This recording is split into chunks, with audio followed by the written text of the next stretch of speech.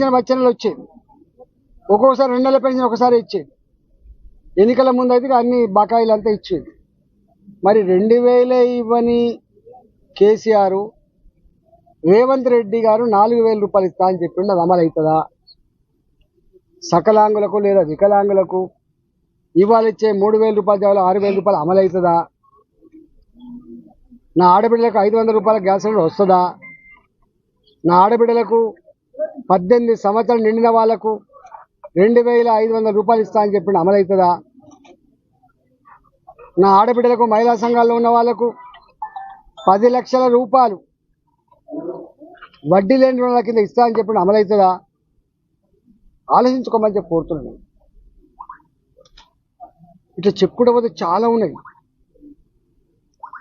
అసలు ఎన్ని హామీలు ఇచ్చిండ్రో. నేను వినమ్రంగా చేసే విజ్ఞప్తి ఏంటంటే, ఒక్క బస్ ఛార్జీ లేదు మాత్రం ఫ్రీ బస్సు మాత్రం అమలు చేస్తారు.